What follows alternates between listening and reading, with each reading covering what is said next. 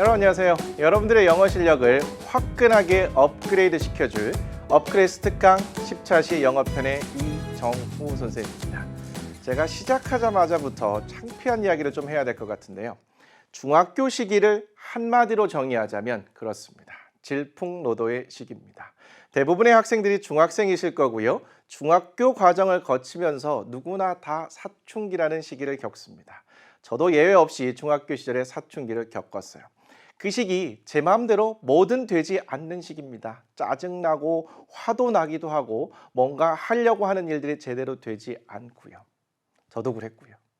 그러한 상황 속에서 공부는 당연히 쉽지 않았을 겁니다. 저도 중학교 3년 기간 동안 공부는 크게 열심히 하지 않았는데요. 제가 고등학교 1학년이 딱 되는 순간 이유는 특별하게 모르겠는데요. 갑자기 공부가 하고 싶어졌습니다. 그런데 문제가 하나 있었어요. 공부는 하고 싶은데 도대체 어떻게 공부를 할 것인가 이걸 잘 모르겠더라고요. 오랜 기간 공부를 하지 않았으니 공부하는 방법에 대한 감이 당연히 떨어졌을 겁니다. 그런데 또 시간이 지나고 나서 보니까요. 사실은 공부하는 방법 이게 문제가 아니라 공부를 해야겠다고 마음먹는 것 그리고 그 마음에 따라 지치지 않고 행동으로 옮기는 것 이게 훨씬 더 중요하고 어려운 일이었던 것 같습니다. 어려움의 정도를 100으로 놓는다면 마음먹는 것이 한 30% 정도 됐던 것 같고요. 실제로 행동으로 옮기는 것이 한 70% 정도 됐던 것 같습니다. 여러분들 이 특강을 클릭하고 들어오신 분들이라면 적어도 공부하고자 하는 마음은 있으실 겁니다. 그런데 그거보다 더 중요한 것은 그 마음먹은 대로 지치지 않고 행동으로 옮기는 것 매우 중요하다는 것 꼭 명심하시고요. 이 과정에서 공부를 하는 방법, 영어 학습법 아는 것은 꽤 도움이 될 겁니다. 그래서 준비했습니다. 흔들림 없는 중학 영어 로드맵. 저의 다년간의 경험을 이 30분에 모두 다 녹여놨습니다. 이 시간을 여러분들 들으신다면 흔들림 없이 중학 영어 공부를 하실 수 있을 겁니다. 목차는 이렇습니다. 첫 번째, 어휘를 학습하는 방법. 도대체 단어나 어휘를 어떻게 학습할 것인가? 두 번째, 문법 상당히 중요하죠. 그리고 여러분들이 가장 어려워하는 부분, 이 부분 두 번째 코너에서 다뤄보고요. 세 번째 코너는 구문 학습법인데요. 구문, 처음 들어보셨습니까? 그런데 구문 학습은요 정말 중요합니다. 이따가 자세히 설명해 드리도록 할게요. 마지막은 영작 학습법인데요. 이 영작 학습법은 영작에서 그치는 것이 아니라 어휘, 듣기, 독해, 영작, 말하기까지 영어의 전 영역을 한꺼번에 효과적으로 공부할 수 있는 아주 만능 공부법입니다. 이따가 자세하게 또 설명해 드리도록 할게요. 이제 구체적으로 하나하나씩 들어가 보도록 합니다. 첫 번째 어휘 학습법 갈게요. 질문 하나 드리겠습니다. 밑 빠진 독에 물을 가득 채우는 방법이 뭘까요? 혹시 밑 빠진 독 모르십니까? 큰 항아리가 있어요. 그런데 큰 항아리에 아랫부분 한 곳이 이렇게 깨져 있습니다. 이런 것을 밑 빠진 독이라고 부를 수 있어요. 그러면 이렇게 항아리의 한 부분이 깨져 있다면 물을 넣었을 때 이 물을 채울 수 있을까요? 당연히 안 될 겁니다. 들어가는 물이 그대로 여기로 빠져나갈 것이기 때문이죠. 그러면 도대체 이 밑 빠진 독에 물을 채운다 이런 말 자체가 성립이 되는 걸까요? 성립이 되고요. 가능하니까 이렇게 질문을 했겠죠. 생각해 보시죠. 도대체 어떻게 하면 이렇게 구멍난, 깨진 이 항아리에 물을 가득 채울 수 있을까요? 그렇습니다. 이렇게 하면 가능하겠죠. 빠져나가는 물의 양보다 들어가는 물의 양이 많으면 조금씩 채워질 겁니다. 빠져나가는 양보다 들어가는 물의 양이 많으면 점차 채워지겠죠. 최소한 끊김없이 물의 양을 꾸준히 주입해 준다면 빠져나간다 하더라도 조금씩 남는 것은 있을 거고요. 결국은 가득 채워지게 될 겁니다. 어휘학습을 하는데 이거 도대체 무슨 왜 이런 얘기를 하는 걸까요? 어휘학습 그리고 다른 공부도 다 마찬가지입니다. 이 밑 빠진 독이 여러분들의 머리라고 생각해 보세요. 공부는 했는데 자꾸 까먹습니다. 그래서 이거를 공부를 하긴 하는데 뭔가 남는 건 없는 것 같고 이거 실력은 안 오는 것 같고 굉장히 답답하잖아요.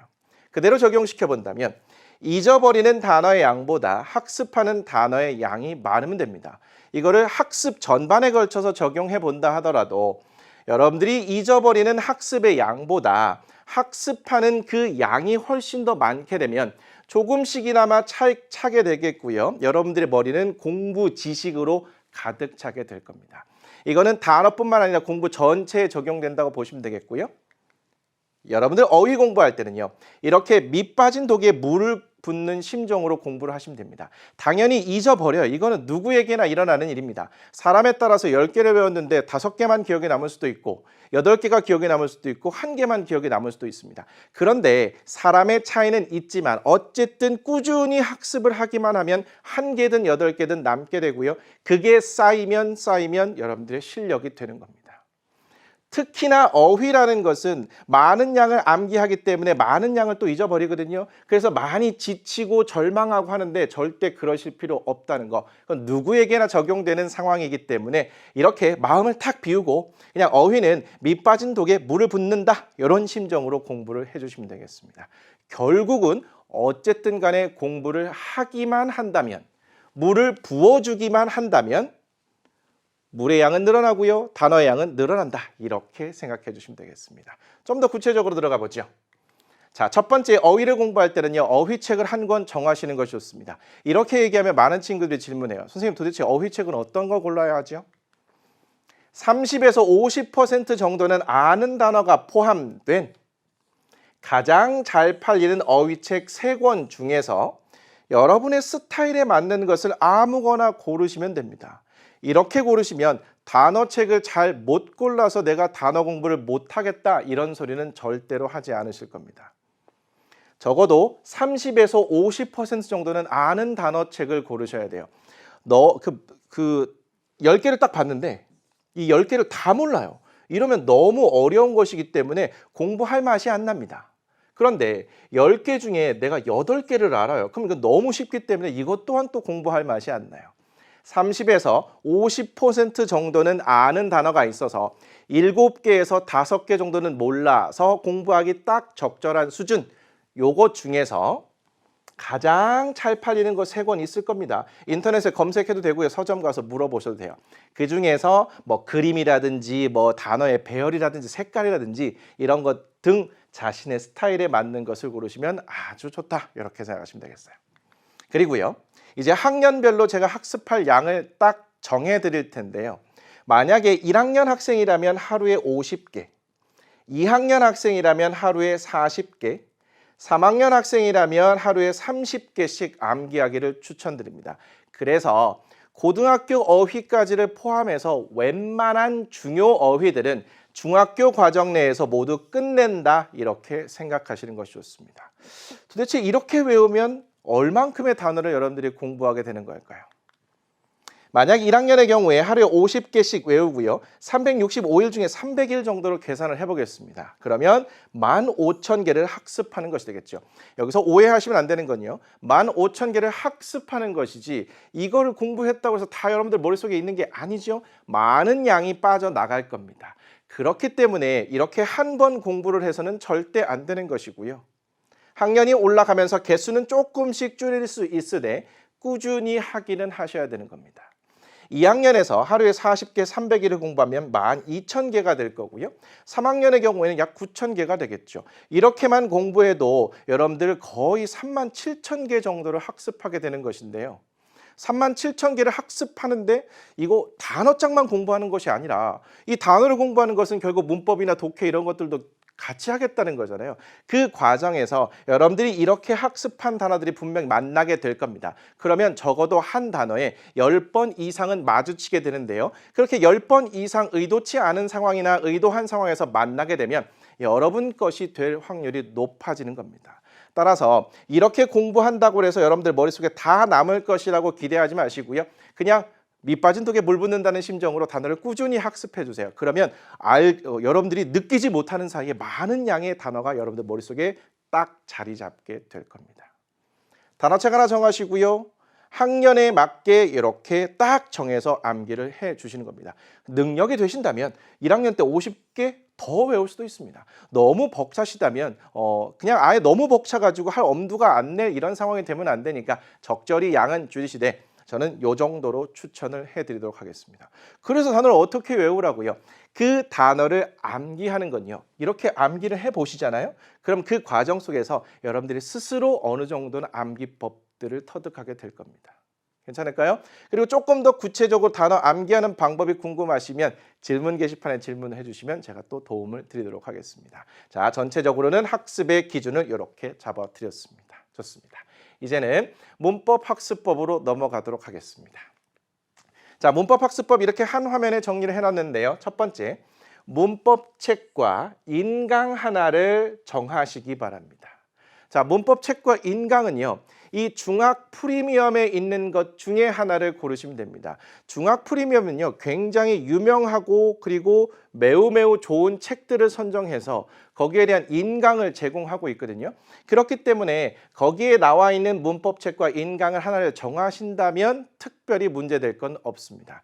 그런데 이것도 마찬가지로 내가 보기 편한 책 그리고 인강도요. 나하고 잘 맞을 것 같은 선생님 한 분을 정하시면 돼요. 단 한 권의 책과 한 분의 선생님을 정하셨다면 그걸 믿고 끝까지 가셔야 됩니다. 선생님과 책을 막 바꾸는 것은요.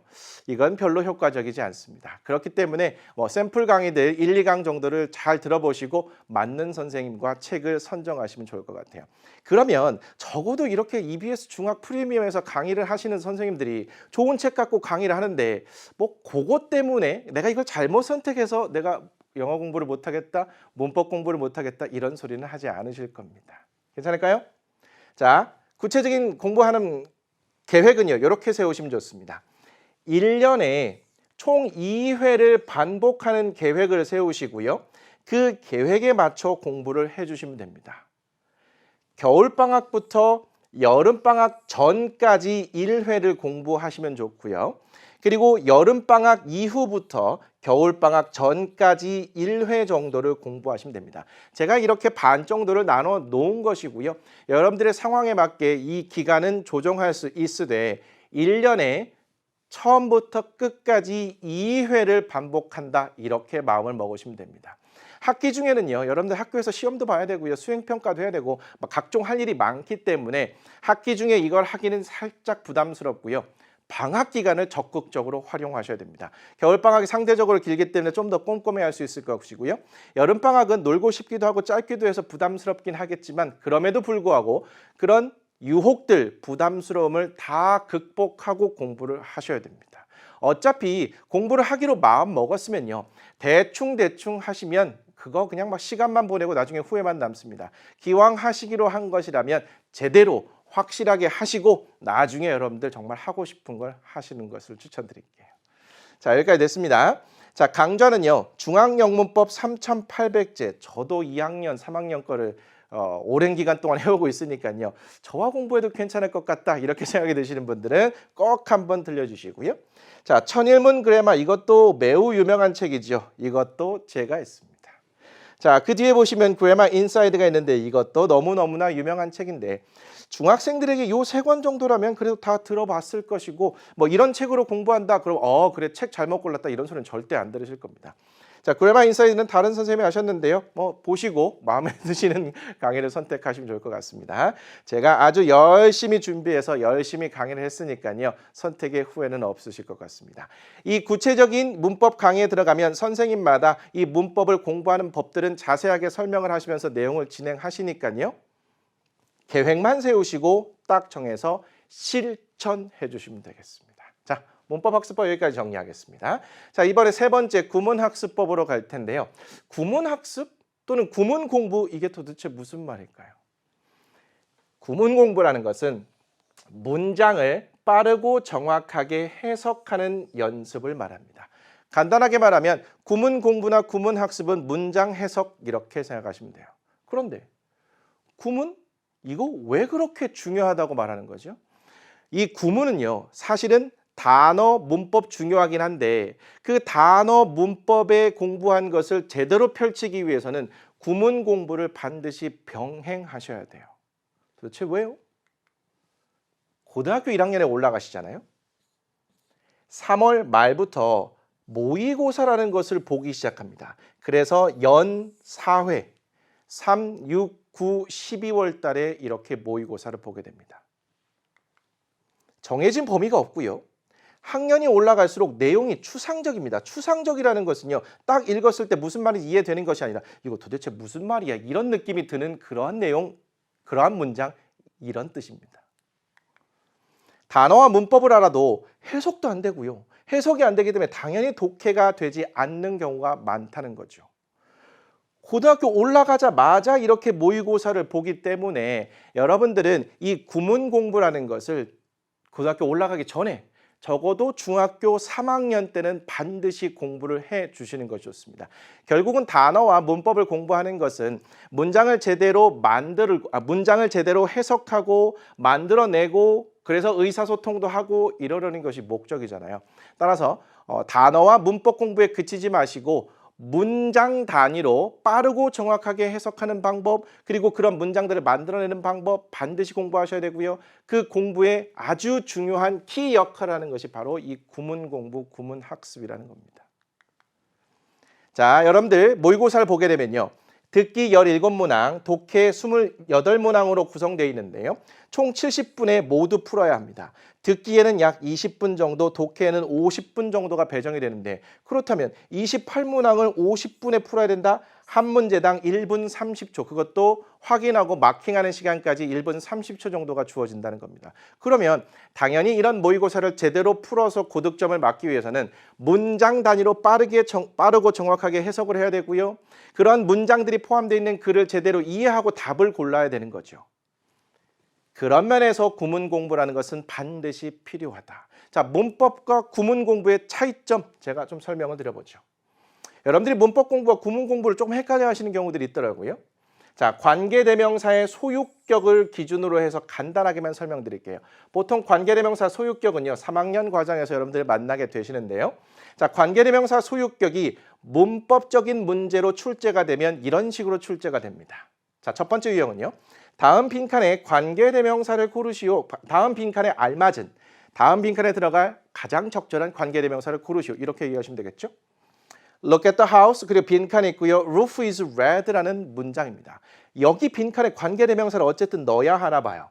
그런데 여기에 들어갈 관계대명사는 바로 whose가 됩니다. 즉, 이 빈칸에 관계대명사가 들어가긴 들어가는데 앞에 있는 명사가 사람이면서 주격, 목적격인 경우 who를 쓰고요. 이 대세 경우에는 앞에 있는 명사가 사람이든 사람이 아니든 상관없고 주격이든 목적격이든 상관없이 쓸 수 있는 건데 사실은 이 자리가 주격이나 목적격 자리는 아니거든요. 자, which의 경우에는 앞에 있는 명사가 사람이 아니면서 주격, 목적격인 경우에 쓰이는데 제가 말씀드렸다시피 주격, 목적격은 아니거든요. 이 내용 몰라도 됩니다. 그냥 듣고 가셔도 돼요. 여기에서는 소유격 관계대명사 whose를 넣어야 하는데 그러기 위해서는 whose가 관계대명사고 어떤 상황에서 써야 하는가, 그러한 상황에 맞게 딱 고르고 답을 정하는 거, 이게 문법 문제예요. 두 번째, 자, 다음 두 문장을 관계대명사를 사용하여 한 문장으로 연결하시오라고 되어 있습니다. Look at the house, its roof is red. 자, 그 집을 보세요. 그 집의 지붕이 빨간색입니다. 얘를 관계대명사를 사용해서 두 문장을 한 문장으로 합치라는 겁니다. 그럴 때는요, 이 소유격을 whose로 바꿔주고 얘를 한 문장으로 연결하는 거거든요. 그럼 이렇게 됩니다. Look at the house whose roof is red. 이렇게 문장을 만들어내는 거, 이게 바로 문법을 공부하고 문제를 푸는 그런 과정입니다. 그런데 구문이라는 것은 이렇습니다. 잘 보세요. 자, 명사가 있고요. whose가 있고 명사 2번이 있고 동사가 있는데 일단 whose가 있고 앞에 명사 하나, 뒤에 명사가 하나가 있으면 얘는 소유격 관계대명사라고 판단을 합니다.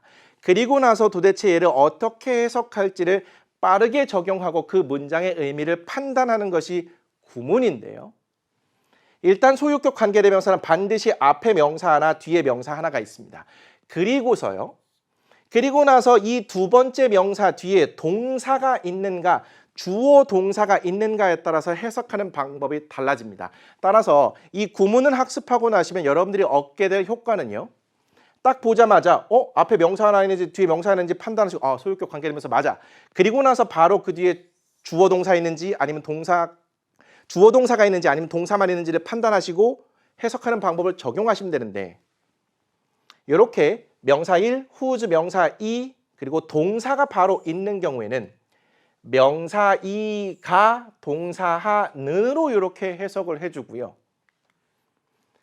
whose 있고 앞에 명사 하나 뒤에 명사 하나가 또 있는데 그 뒤에 바로 동사가 나오는 것이 아니라 주어 동사가 이렇게 나오는 경우에는 명사 2를 주어가 동사하는 이렇게 해석을 하는 겁니다.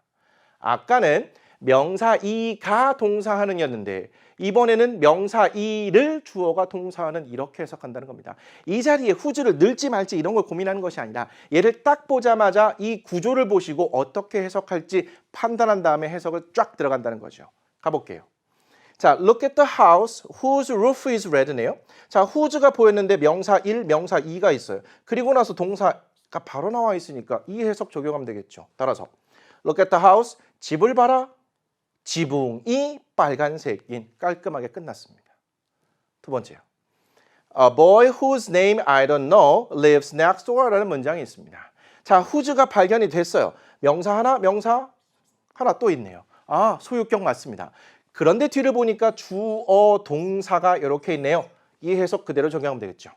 A boy, 한 소년 whose name I don't know 이름을 내가 모르는 lives next door, 옆집에 산다. 이렇게 빠르게 그럼에도 불구하고 아주 정확하게 해석을 해낼 수 있게 되는 거죠. 구문 공부를 통해서 여러분들은 이런 것을 연습하는 겁니다. 문법 공부와 구문 공부는 확연한 차이가 있네요. 자, 여러분들 학년별로 단어 학습할 양을 정해줬습니다. 그리고 문법 공부하는 기준, 계획도 제가 정해드렸어요. 이 어휘와 문법은요, 2학년 과정까지는 상당 부분 좀 해놓으시면 좋고요. 그리고 나서 3학년 과정에서는 적어도 아무리 늦어도 여름방학부터는 이 구문 공부를 시작해 주시는 것이 좋습니다. 그래야 고등학교 1학년 올라가자마자 모의고사를 볼 때 여러분들이 당황하지 않고 여러분들이 시험을 치를 수 있습니다. 고등학교 딱 올라가자마자 보는 시험에서 이게 좌절을 맛보면 공부하기 딱 싫어질 겁니다. 그런데 준비가 딱 제대로 된 상태에서 시험을 보고 원하는 성적을 받게 됐으면 그 다음에 공부할 수 있는 힘이 생기겠죠. 됐습니다. 자, 구문 공부 여기까지 정리가 됐는데요. 중학 프리미엄에 구문을 학습할 수 있는 좋은 강의가 좋은 선생님으로부터 제작이 되어 있습니다. 자, 구문 공부하면 가장 유명한 책이죠. 천일문이라고 있습니다. 1000개의 문장을 통해서 구문을 학습하는 거예요. 입문편과 기본편으로 있는데요. 이렇게 아주 유명하신 선생님들이 잘 강의를 해 두셨으니까 꼭 한번 샘플 강의를 통해서 여러분과 맞는지를 살펴보시기 바랍니다. 그리고요. 100개의 필수 구문, 이걸 학습하는 해커스 구문 독해 100이 있고요. 이것도 역시 잘 제작이 되어 있으니까 여러분들 꼭 한번 참고해 보시면 좋을 것 같습니다. 자, 구문 학습법 여기까지 정리하도록 하고요. 이제 마지막으로 영작 학습법 넘어가도록 하겠습니다. 자, 들어가 볼까요? 나이와 실력에 상관없이 영어 실력을 향상시킬 수 있는 가장 효과적이고 현실적인 방법이라고 나와 있습니다. 여러분들이 지금 몇 살이든 몇 학년이든 상관없습니다. 그리고 영어 실력이 어떤지도 사실은 상관없어요. 나이와 영어 실력에 상관없이 영어 실력을 정말로 제대로 향상시킬 수 있는 가장 효과적이고 현실적인 방법. 그게 바로 영작이라는 건데, 영작이라는 건 영어로 문장을 쓰는 것을 말합니다. 구체적인 방법 소개시켜 드릴게요. 그런데 이 영작 공부하는 방법은요, 영작에서만 그치는 게 아니라고 했습니다. 단어, 어휘, 듣기, 독해, 영작, 말하기를 한꺼번에 학습할 수 있는 만능 학습법이다. 아, 선생님 또 이게 오버하는 거 아닙니까? 절대로 그렇지 않습니다. 자, 영작 공부의 3대 고민이라고 나와 있는데 이게 무슨 말인가요? 주변에서요, 영어를 잘하기 위해서는 영작을 해봐야 한다. 그래서 영어로 일기를 쓰거나 하나의 주제를 정해가지고 그 주제에 관한 글을 써보거나 이런 걸 해보라고 추천은 합니다. 뭐 좋은지는 알 것 같아요. 그런데 막상 해보려고 하니까 고민이 생깁니다. 누구나 할 수 있는 영작 공부의 3대 고민입니다. 첫 번째, 영어로 뭔가를 써보라고 하는데 도대체 뭐를 써야 할지 모르겠다. 일기를 쓴다 하더라도 뭐 일상이, 학생들 일상이 비슷비슷하잖아요. 그러니까 매번 비슷한 얘기들을 우리말로 쓴다 하더라도 비슷한 얘기들을 쓸 수밖에 없어요. 주제를 정하라고 하는데 내가 정할 수 있는 주제가 한계가 있습니다. 가장 첫 번째 고민. 무엇을 써야 할지 모르겠다. 두 번째. 영작을 어찌어찌 했습니다. 그런데 영작한 문장이 맞았는지 틀렸는지 확인할 방법이 마땅치가 않습니다. 이거 일기를 썼는데 선생님한테 가져가서 물어보기도 좀 그렇고 하나의 주제를 정해서 썼는데도 불구하고 선생님한테 학원 선생님한테 뭐 갖고 가서 물어볼까? 아 근데 선생님 바쁘시잖아요. 근데 괜히 가서 물어보기도 그렇고 참 고민입니다. 영작한 문장이 맞았는지 틀렸는지 확인할 방법이 마땅치가 않다. 또요. 비슷한 수준의 문장을 반복해서 쓰게 된다. 내가 가지고 있는 영어 실력이 뻔한데 그걸 가지고 일기를 쓰든 주제를 정해서 글을 쓰든 단순하고 나의 수준에 머물러 있는 문장들만 반복해서 쓰지 않을까요? 그러면 영어 영작 실력이 그렇게 크게 늘어나지는 않을 겁니다. 3대 고민 공감되십니까? 첫 번째, 뭘 써야 할지 모르겠다. 두 번째, 영작한 문장이 맞았는지 틀렸는지 확인할 방법이 마땅치가 않다.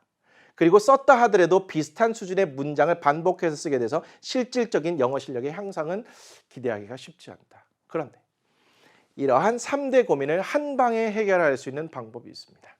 그건 바로 잘 고른 독해책 한 권은 훌륭한 영작 과외 선생님이라는 것인데요. 잘 고른 독해책 한 권이 훌륭한 영작 과외 선생님이 될 수 있다고요? 그리고 영작의 이 3대 고민을 한 방에 해결할 수 있다고요? 여러분들 집에 독해책 한 권은 갖고 계실 겁니다. 자, 독해책을 보시면 이렇게 영어 지문이 있고요. 그 옆에 혹은 아래에 문제가 있죠. 그래서 이 지문을 읽고 문제를 풀고 그리고 나서 해설지로 가서 정답, 해설, 해석을 확인하는 이러한 과정으로 공부를 하게 될 겁니다. 이게 가장 일반적인 방법이죠. 그런데 영작을 공부하기 위해서는요. 이 방법을 정반대로 하는 겁니다. 즉 문제였던 것이 정답, 해설, 해석이 되고요. 정답, 해설, 해석이 바로 문제가 되는 것이죠. 이렇게 말입니다. 그럼 어떻게 공부한다는 거죠? 자, 해설지로 가서요.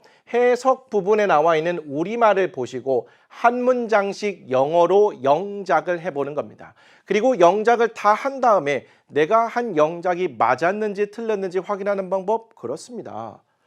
독해책에서 원래 영어 지문 있죠. 이쪽으로 가시면 내가 영작한 문장이 맞았는지 틀렸는지 바로 확인할 수 있겠죠. 아주 획기적인 방식입니다. 자, 이렇게 하면요. 3대 고민이 한 방에 해결된다고 했습니다. 다양한 주제의 독해 지문을 포함하고 있기 때문에 무엇을 써야 할지 고민할 필요가 없습니다. 자, 독해책은요. 다양한 주제의 지문들을 포함하고 있어요. 일기 아니고요. 주제 내가 선정할 필요 없습니다. 책에 나와 있는 대로 다양한 주제의 지문을 해석을 보시고 영작을 하시면 돼요. 그러면 다양한 주제의 독해 지문을 포함하고 있기 때문에 당연히 무엇을 써야 할지 고민할 필요가 없죠. 두 번째, 해석을 보고 영작을 한 후에 독해 지문을 보고 영작한 문장이 맞았는지 틀렸는지 바로 확인할 수 있습니다. 누구에게 아쉬운 소리 하면서 물어볼 필요가 없는 거예요. 영작하자마자 바로 확인할 수 있어요. 게다가 잘 쓰여진 지문을 통째로 영작하는 것이기 때문에 다양하고 수준 높은 문장을 연습할 수 있습니다. 자, 독해책이 있습니다. 거기에 실린 지문 그리고 그 지문에 포함된 문장, 전문가들이 공을 들여서 쓴 문장들과 지문이겠죠. 따라서 그러한 문장들을 통째로 연습하다 보면 내가 갖고 있는 실력보다 확실히 업그레이드 된 문장들을 가지고 여러분들이 영어를 공부할 수 있게 되는 겁니다. 3대 고민이 이렇게 한 방에 해결이 되는 거죠. 귀가 솔깃하십니까? 그럼 도대체 어떻게 해야 될까요? 구체적인 방법 조금 더 깊숙이 들어가 보도록 할게요. 자, 일단 책을 하나 고르셔야 됩니다. 집에 여러분들이 독해책을 갖고 있다면 그걸 활용하셔도 되고요. 혹시 내가 새롭게 구매하고 싶다 그러면 이 방법을 적용하시면 돼요. 자신의 수준과 비슷하거나 한 단계 높은 것이 아니라 낮은 책을 고릅니다. 자, 독해할 때는 한 단계 높은 책을 고르는 건데 영작할 때는 아무래도 심리적인 부담감이 있기 때문에 자신의 실력과 비슷하거나 한 단계 낮은 책을 고르시기를 추천드립니다. 두 번째, 반드시 독해 지문 음성 파일, mp3 파일이 포함되어 있는 책을 고르셔야 됩니다. 요즘은 대부분 다 포함되어 있기 때문에 크게 걱정하실 필요는 없어요. 있는지만 확인하시면 됩니다. QR코드가 딱 있고요. 지문 옆에 그 QR코드 있으면 아, 음성 파일이 있구나 생각하시면 돼요. 거기 휴대폰으로 딱 찍어서 바로 들을 수 있습니다. 자, 주니어 영자 신문을 혹시 보고 계신다면 이런 것을 활용하셔도 좋습니다. 자, 7단계 영작 학습법인데요. 자, 1단계는요. 모르는 어휘를 찾아 학습을 합니다. 자, 지문이 이렇게 있으면 그 지문 아래에 어휘들이 정리되어 있는 경우가 있는데요. 일단 이거 빠르게 보시고요. 이거 말고도 지문을 읽어 가시면서 모르는 단어가 있는지를 확인하는 겁니다. 자, 모르는 단어가 나오면 이렇게 색깔펜으로 표시하거나 형광펜으로 표시를 해두시고 그 의미만 빠르게 찾아보시는 수준에서 공부하시면 됩니다. 오랜 기간 공부하시면 안 되고요. 아, 이 단어 내가 몰라? 근데 이 뜻은 이거네? 그렇게만 보셔도 충분합니다. 1단계 빠르게 모르는 어휘를 찾아 학습을 하십니다. 그리고 나서요. 지문 옆에 QR코드를 딱 찍으셔서 1차 듣기를 해주시는 겁니다. 이때 들을 때는요. 단어 하나하나 문장 하나하나 들으려고 하지 마시고요. 그냥 쭉 들으시면서 아 이런 내용을 말하는구나 라고까지만 들으시면 됩니다. 그리고 나서 3단계는 지문을 한 문장씩 해석해 주시면 되겠습니다. 해석하는 단계예요. 그리고 4단계를 넘어가면요. 이제는 해석을 보면서 한 문장씩 영작을 하는 겁니다. 여러분들에게 느닷없이 영작을 하라고 합니다. 주제를 주고 영작을 하라고 하면 도대체 어떤 문장으로 시작해야 될지 머릿속이 하얘질 텐데 빠르게 지문을 읽어가면서 어휘를 점검했습니다. 일단 한번 지문을 읽었죠. 1차 듣기를 통해서 지문을 한번 들었습니다. 그리고 한 문장씩 해석을 하면서 지문을 또 한 번 봤어요. 그리고 나서 영작을 하기 때문에 여러분들의 심리적인 부담감은 확 낮아져 있는 상태일 것이고요. 그리고 어휘나 문장들이 어렴풋이 기억이 날 것이기 때문에 아주 막막한 상태가 아니고 쓸만한 도전적인 상태가 되어 있을 겁니다. 여기까지 하고 난 다음에 이제는 틀린 부분을 독해 지문을 보고 수정하시는 겁니다. 누구에게 물어볼 거 없이 바로 틀린 부분을 지문을 보고 수정해 주시면 돼요. 빨간색 펜으로 틀린 부분을 그냥 아주 냉정하게 체크를 해주세요. 그래야 아 내가 이 부분을 몰랐고 아 이 부분을 잘못 알았고 이러한 것이 확 드러나게 되고요. 드러나는 게 많으면 많을수록 여러분들은 배워가는 게 많은 겁니다. 오히려 그렇게 생각하시면 되겠죠. 틀린 부분 수정하고 필요시 문법을 보충하시면 되겠고요. 보충할 때는 프리미엄 강의를 활용하시면 되겠습니다. 자, 이렇게까지 수정을 했습니다. 그리고 나서 6단계에서 2차 듣기를 해보세요. 여러분들이 깜짝 놀라실 겁니다. 1차 듣기에서 여러분들이 들었을 때와 2차 듣기에서 들었을 때 완전히 들리는 게 다를 거예요. 어휘 공부했고 해석도 했고 영작도 했고 틀린 부분 수정까지 했으니 이때 2차 듣기 때는요. 우리말 듣는 것처럼 귀에 딱딱 꽂힐 거고요. 재미가 생기겠죠. 또 실력이 늘어나겠죠. 이거 뭐 아주 훌륭합니다. 마지막으로 여기까지 할 수 있으면 아주 베스트예요. 지문을 암기해서 녹음을 해보시기 바랍니다. 요즘 휴대폰에 녹음 기능 다 있기 때문에 녹음하는 건 그렇게 어렵지 않아요. 암기해서 녹음하면 가장 좋고요. 그게 좀 부담스럽다면 읽으면서 녹음하셔도 괜찮습니다. 그 과정에서 또 여러분들은 이 문장들 지문에 대한 공부를 한 번 더 학습하시는 것이 되고요. mp3 파일에 나오는 그 원어민 음성대로 그대로 따라서 말하려고 하는 과정을 포함한 녹음이 된다면 여러분들의 발음 실력도 좋아지게 될 겁니다. 이렇게 잘 고른 독해책 한 권은 훌륭한 영작 과외 선생님이 되는데 영작만이 아니라 어휘, 듣기, 해석, 영작, 말하기까지 한꺼번에 공부할 수 있는 정말 만능 학습법이고요. 나이나 실력에 상관이 없다고 그랬죠. 여러분들이 몇 살이든 실력이 어떻든 자신의 실력에 맞는 독해책이나 그거보다 한 단계 낮은 독해책을 고르신다면 누구나 할 수 있는 것이고요. 정말 나이가 많이 들어서도 할 수 있는 게 평생 공부법이 되는 겁니다. 만약에 여러분들이 일주일에 하나의 지문씩만 하더라도 이 영작에 대한 부담감은 확실히 낮아질 것이고요. 영작이 되면 여러분들이 서술형 시험에 대비하고 수행평가를 치르는 데 있어서도 굉장한 무기가 될 겁니다. 괜찮을까요? 그리고요, 이런 독해책이나 뭐 영어 신문에 관련된 지문들은 뭐 무한하니까 영어 공부 자료도 무한하게 여러분들이 활용해서 공부를 할 수 있을 겁니다. 괜찮을까요? 자, 이렇게 해서 제가 준비한 학습법은 모두 정리해드렸는데요. 마지막으로 마무리할게요. 자, 어휘는요. 매일 30개에서 50개씩 딱 정해서 지치지 않고 꾸준히 하는 겁니다. 까먹는 거 신경 쓰지 마세요. 꾸준히만 하면 결국은 채워지게 돼 있습니다. 문법은요. 자, EBS 중학 프리미엄에서 인강 하나를 딱 정해서 1년에 2번 학습하는 걸 목표로 삼으시기 바랍니다. 자, 구문학습법은 이거는 문장을 빠르고 정확하게 해석하는 방법인데 적어도 중학교 3학년 때는 반드시 시작해 주시고요. 늦어도 중3 때 정말 늦는다면 선생님 저는 이미 중학교 다 지나갔는데요. 괜찮습니다. 겨울방학이라는 100일의 시간 정도가 있습니다. 여러분들 중학교 3학년 시험 보고 고등학교 입학할 때까지 100일 정도의 시간이 있거든요.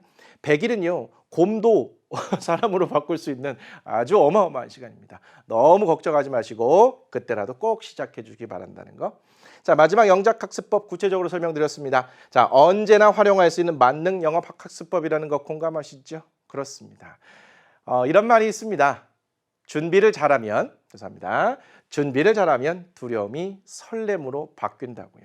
준비가 제대로 안 되면 불안하고 초조하고 그렇죠. 근데 준비가 제대로 되잖아요. 그러니까 빨리 뭔가를 하고 싶고요. 이 두려움이 설렘으로 바뀌어가지고 막 내 몸이 막 안달나는 그런 경험 지금까지 해보셨을 텐데 영어 공부 준비 제대로 하셔가지고 두려움을 설렘으로 바꾸시길 바라겠습니다. 자, 구체적인 사항들은 정말 좋은 강의들 많이 준비되어 있으니까요. 여러 선생님들과 함께 힘을 합쳐서 영어 공부 해주시길 바라겠습니다. 정화는 공부를 하지 않더라도 제가 멀리서나마 여러분들의 영어 공부를 끝까지 응원할 테니까요. 힘내시고요. 그리고 다른 과목들 이 업클래스 특강 많이 사랑해 주시고 EBS 여러 강의들도 많이 사랑해 주시면 좋겠습니다. 제가 준비한 내용은 여기까지였습니다. 감사합니다.